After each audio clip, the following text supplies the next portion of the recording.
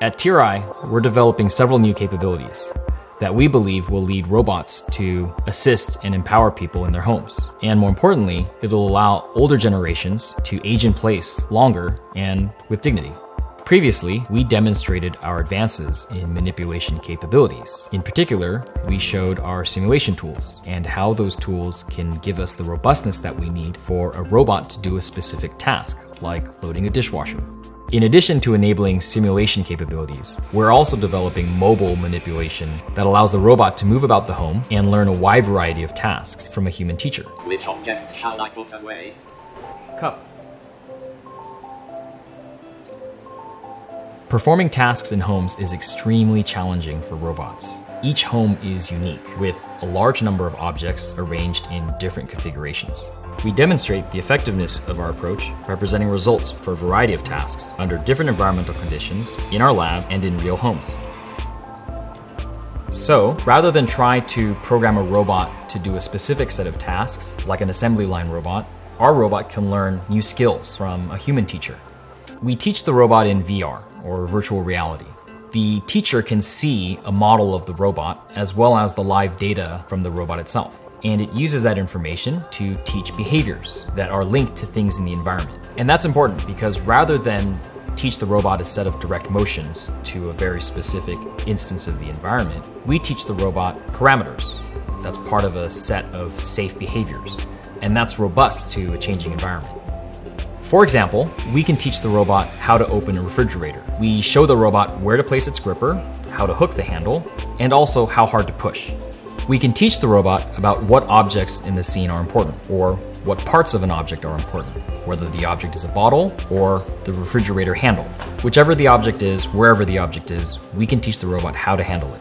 We can also teach the robot about uneven surfaces in the home, those that it can drive over and those that it cannot. And we can teach it these things with just a very few examples. And once one robot learns that skill, it can pass that skill on to other robots. We call this fleet learning. Like simulation, we believe that teaching is a key capability that will enable robots to be useful in homes. We designed and built this robot with this type of teaching specifically in mind.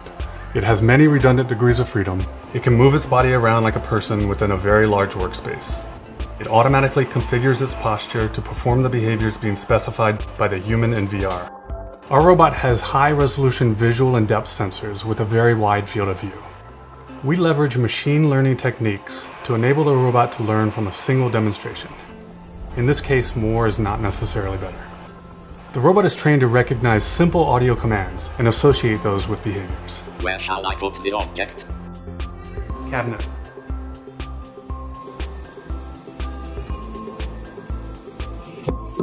When the robot is taught a behavior, it associates that movement with what it sees in the scene before it. It then combines visual and depth data into a 3D representation of the environment. It then plans collision-free motion for its body and arms. If it detects something unexpected, it can stop, react, and recover, and then plan again. The robot can link actions to visual cues, which also applies to how it navigates the environment. The robot does not need to build a global map of the home, but rather it can navigate like a person. It chooses what action to take based on its visual memory of what it has learned. It's important to remember that our robots are research prototypes, not product concepts. We choose tasks for the robot that we believe motivate the right algorithm development.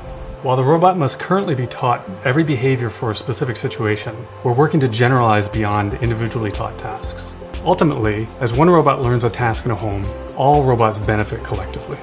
Rather than focus on developing robots that replace human activity, we think it's better to focus on robots that amplify, empower, and assist human performance. Home robots are an important part of the solution to help an aging population live longer in their homes and to improve quality of life for everyone. At TRI, we are inventing and improving the key robotics capabilities that will make this a reality.